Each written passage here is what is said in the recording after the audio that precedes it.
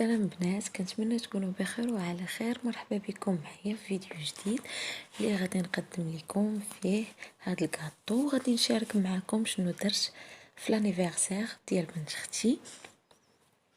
كنتمنى ان الفيديو ينال الاعجاب ديالكم، وما تنساوش ديروا لايك الى عجبكم الفيديو، وبطبيعه الحال تشاركوه مع الاصدقاء والاحباب ديالكم.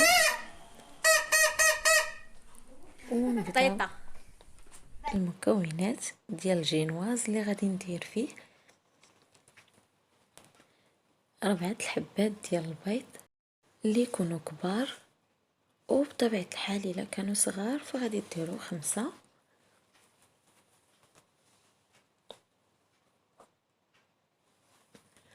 فغادي نضيفهم في البول ديالي، وغادي نضيف عليه قرصه ديال الملح،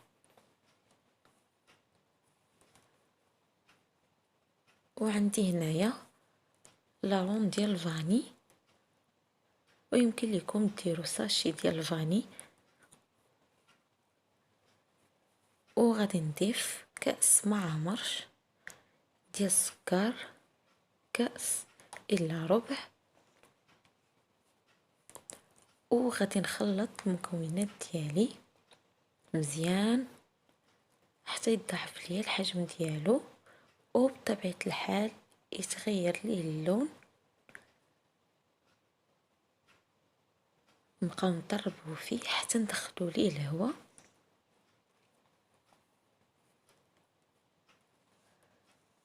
وباش يجينا يعني الجينواز ديالنا خفيف،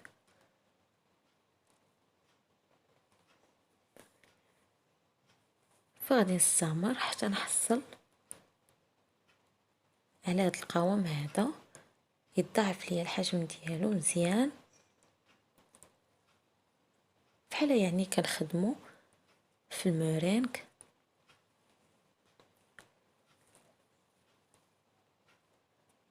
فكيف ما كتشوفوا استمريت في الخلط واخا ضاعف الحجم ديالو حتى نحس بالبيض ديالي ولا ثقيل على هذا الشكل هذا.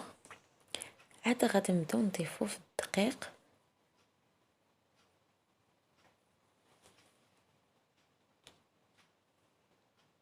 فيعني الدقيق عندي 125 غرام،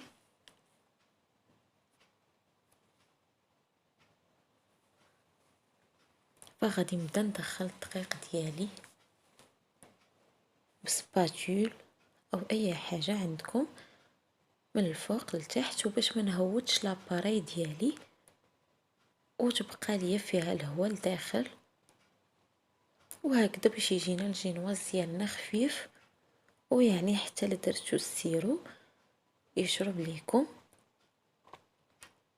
فكيف ما كتشوفوا كنضيف غير بشويه بشويه وانا كنخلط، وهاد العمليه هي اللي كتخلي الجينواز ديالنا ينجح لينا. فهاد الجينواز هو المعتمد عندي في الخدمه ديالي. فكيف ما كتشوفوا يعني بالكأس اللي ما عندوش يعني الميزان، يعني كأس الا ربع. وغادي نضيف خميره بطبيعه الحال، غادي نضيف ساشي من فئه 7 غرام، وحتى هي ضروري نغربلوها باش ما يديرش لينا لي كريمو في الجينواز ديالنا.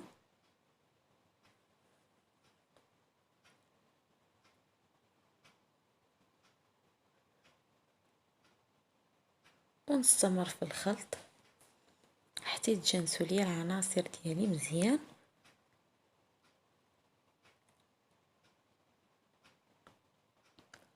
ويعني كيف ما خلطتوا لاباري ديالكم في ساعه ديروها في لاطه ديالكم ومباشره للفرن، ما تخليوهاش. فغادي نفرش بابي سورفيليسي وغادي نضيف فيها لاباري ديالي اللي غادي نقسمها على جوج. النصف اول غادي نسرحو وندخلوه الفرن ديالنا يطيب يعني على عافية مهيلة، ويكون الفرن مسخن من قبل بطبيعة الحال.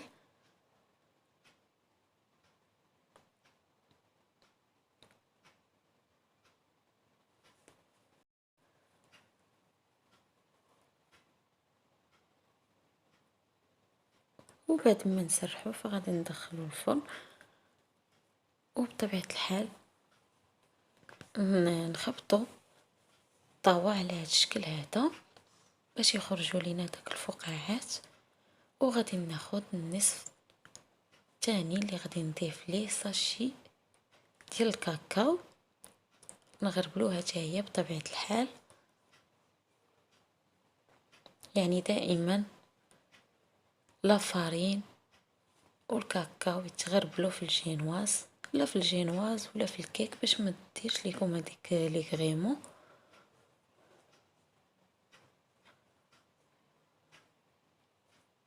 فكيف ما كتشوفوا بعد ما طاب ليا الجينواز فكيجي زوين هشيش وخفيف، يعني هذوك الجوانب كيبانوا لكم محمرين ما وصلش ليهم يعني الجينواز.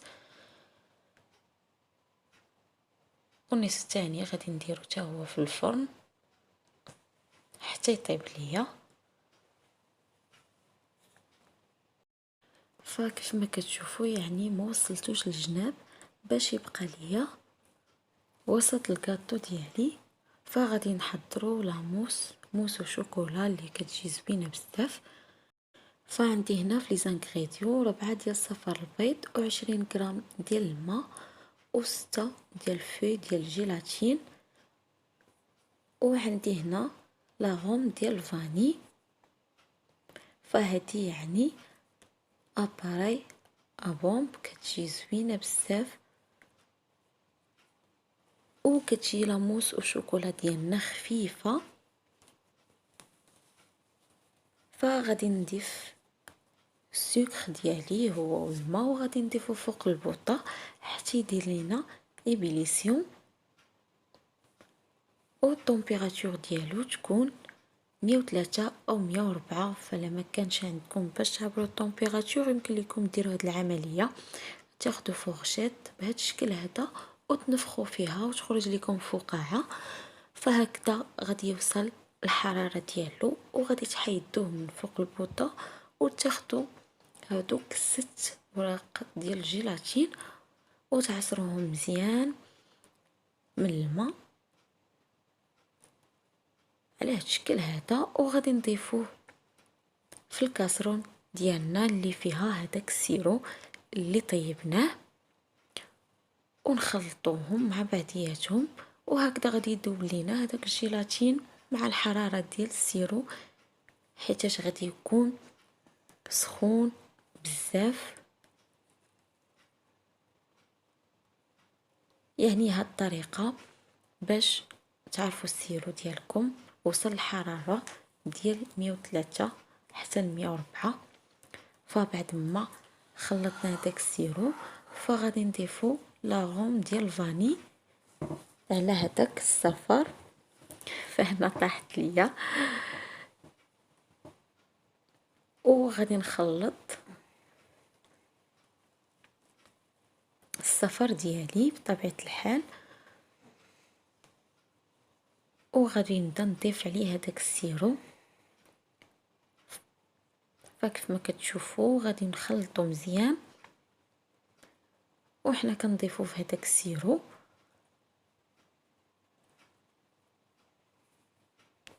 وبطبيعة الحال يعني السيرو بعد ما تحيدوه من فوق النار مباشرة تضيفوه على الصفر، ما تخليوش يبرد. وهكذا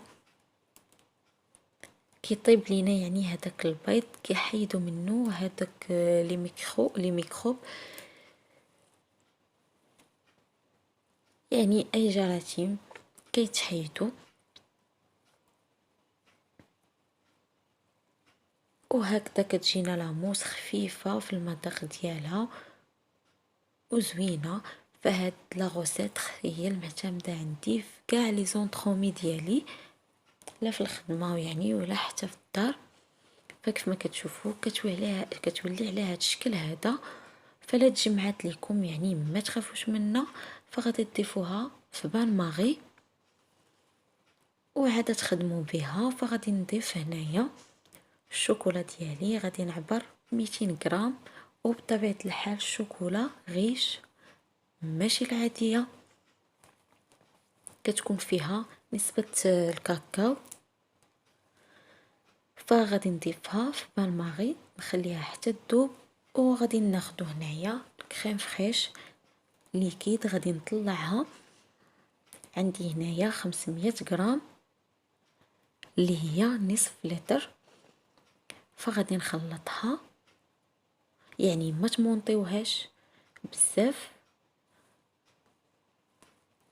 على هاد الشكل هذا.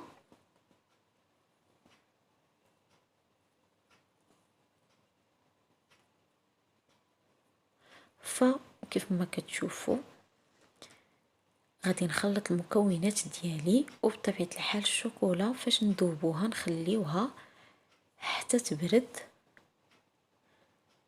فغادي نضيف هذيك اباريا بومب كيف ما كتشوفوا. فانا يعني خليتها يعني تجمعات ليا، فضفتها في بان ماغي.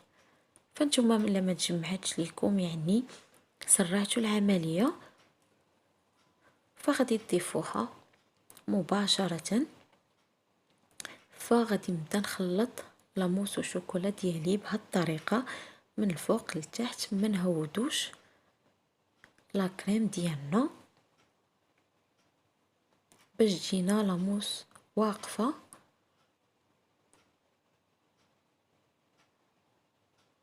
فهاد لاموس ما كتجيش حلوه بزاف، والمذاق ديالها زوين وخفيف، ما كتقلش يعني. فغادي نبدا نضيف الشوكولا ديالي اللي خليتها تبرد تماما، يعني ما تخليوهاش حتى تقصح ليكم، يعني غير تنزل الحراره ديالها باش الا خلطتوها مع المكونات، حيت لا كريم فريش كتكون بارده ما تجمعش لكم الشوكولا ودير لكم يغريمو في لاموس ديالكم. فغادي نبدا نخلط بهاد الطريقه من الفوق لتحت حتى يتجانسو ليا العناصر ديالي مزيان.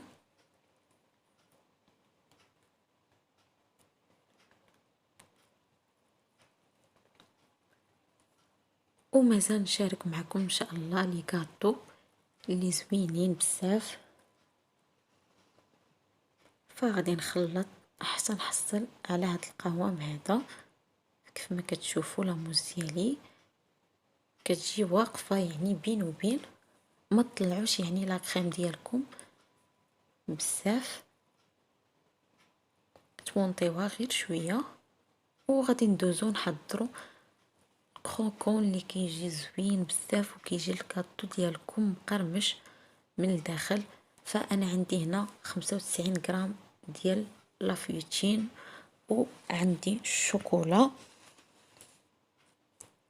30 غرام ديال الشوكولا، وعندي 95 غرام ديال البراليني نوازيت. فيمكن لكم ديروا اموند ويمكن لكم ديروا نوازيت، فانا درت نوازيت كتجي المذاق ديالها زوين بزاف. فغادي ناخد الفيتين ديالي نضيفو في البول ديالي، وندوب الشوكولا والبوغ ديالي في بان ماغي ونضيفو عليه. وبطبيعه الحال الشوكولا والزبده يعني تخليوها تبرد شويه باش هذاك الفيتين ديالكم ما يلواش ليكم يعني بهذاك السخونيه. وغادي نضيف البراليني عليهم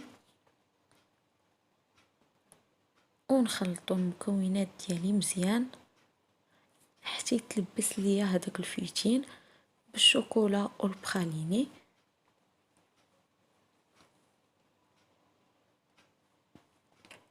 وبطبيعه الحال الشوكولا اللي درت في هذا الكروكون فدرت شوكولا اولي، ما درتش نوار، يعني الشوكولا بالحليب، فاللي كيعطي مذاق زوين بزاف. يمكن لكم ديروا شوكولا نوار الا ما كنتوش كتحبوا الاولي. فكيف ما كتشوفوا حتى حصلت على هذا القوام هذا.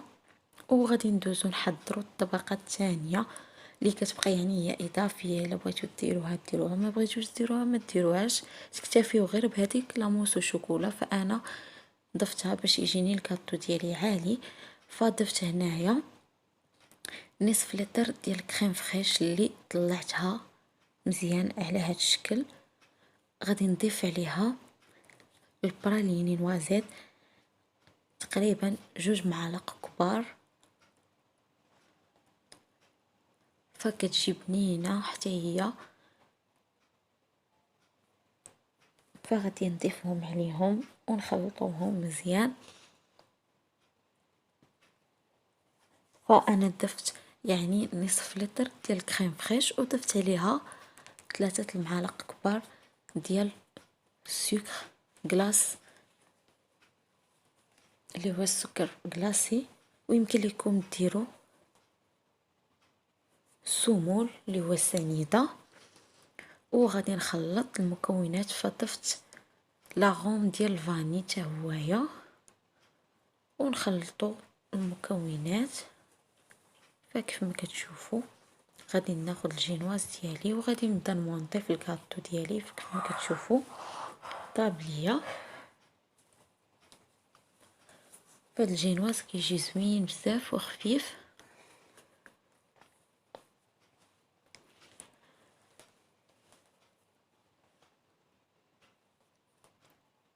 فغادي ناخذ باش غادي ندير السيرو. غادي نبيبي هاد الجينواز ديالي. فخديت الكافي مع الماء طيب، وغادي نسقي به هاد الجينواز ديالي. وضفت ليهم حتى معلقه صغيره ديال اتاي في هذاك الماء اللي سخنت باش يطلق ليا. وغادي نبدا نسقي الكيك ديالي مزيان باش ما يجيناش الكاطو ديالنا ناشف، حيت غادي يجي يعني في القاعده لتحت.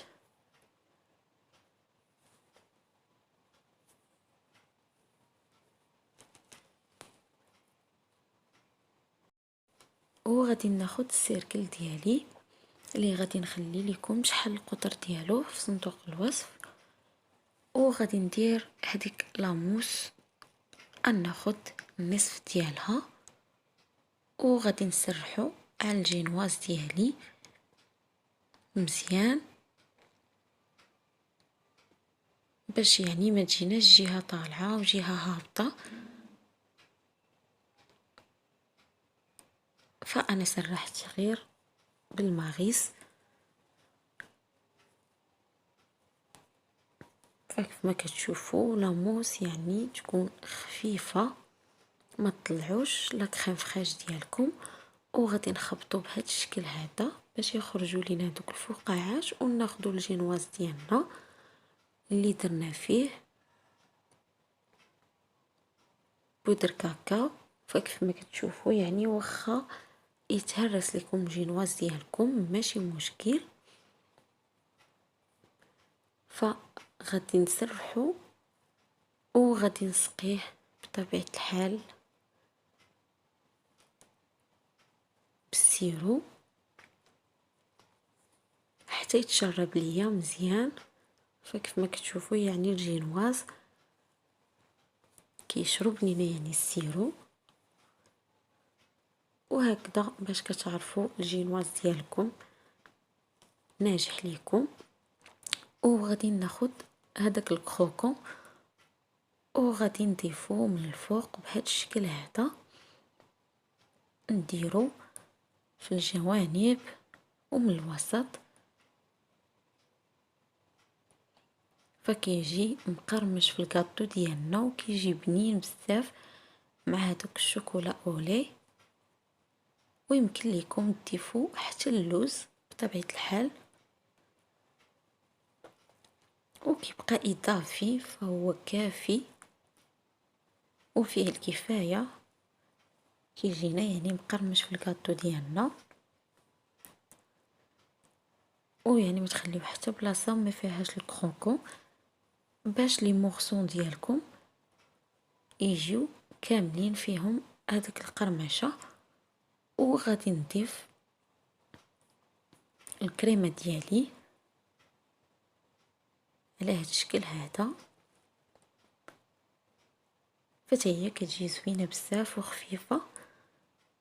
ولا يمكن لكم ديروا غاناش اللي فيه تعوضوا به يعني هاد الكريمه، ديروا 200 غرام شوكولا غيش بلون يعني ابيض، و200 غرام كريم فريش، وغادي نضيف طبقه ديال لاموس وشوكولا في الاخير.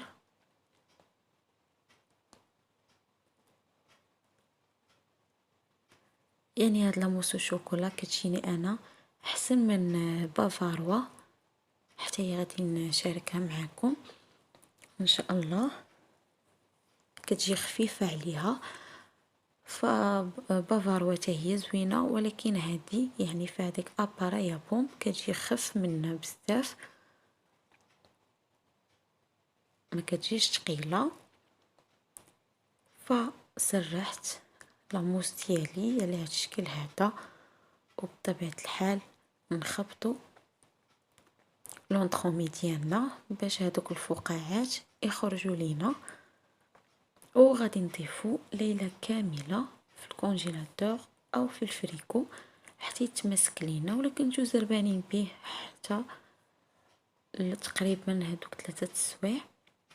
فانا عندي هنا نصف لتر ديال كريم فريش طلعتها وضفت لها لي كولورون، درت الصفر والابيض والازرق، وعلى حساب يعني الاختيار ديالكم في الالوان. فهادو هما اللي غادي نديكوري بهم. فخرجت يعني الكاطو ديالي من قبل حتى يطلق ليا شويه، وهكذا باش يديمولا ليا بكل سهوله. فغادي ناخذ سكين وغادي نضيفو في الجوانب بهذا الشكل هذا باش نديمولي لونطرومي ديالي.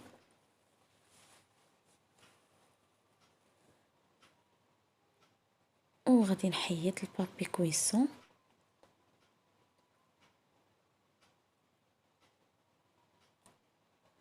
فهاد الكاطو كيبقى شاد، يعني واخا تحيدوه من الكونجيلاتور وتحطيه حتى ساعتين كيبقى شاد، وكتبقى لاموس ديالنا واقفه.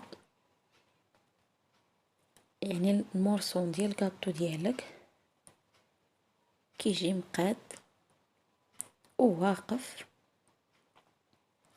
فغادي ناخد موس نسخنوه بطبيعه الحال بالماء سخون حيت الكاطو جامد، ونحيدو دوك الجوانب.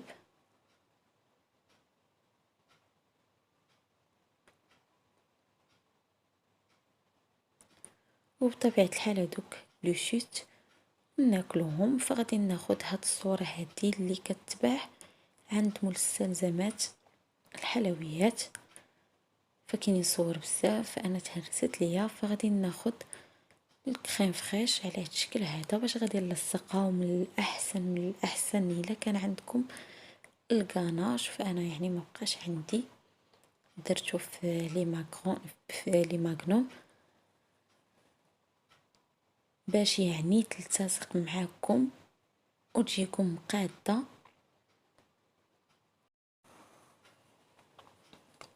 وغادي ناخد هاد الصوره هذه اللي كتكون عند بائع مستلزمات الحلويات بطبيعه الحال. يعني اي صوره بغيتو يمكن لكم ديروا الصوره ديال الوليدات ديالكم.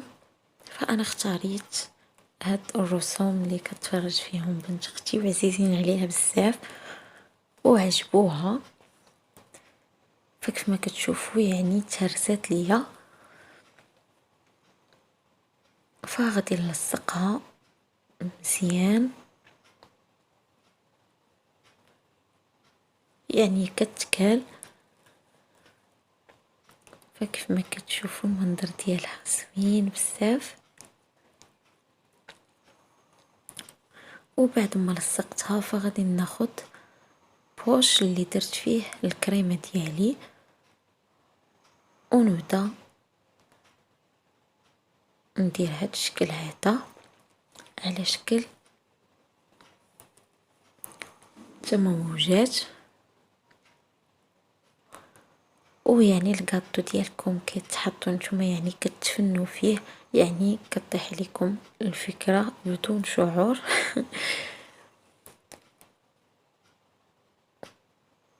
فهكذا يعني كيجي الكاطو زوين وكيعطي منظر ديالو. ودرت هنايا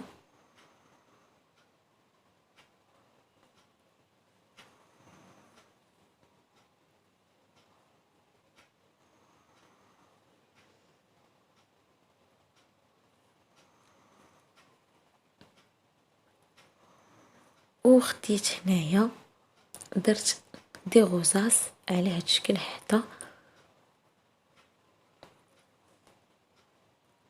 فكيجي زوين بزاف.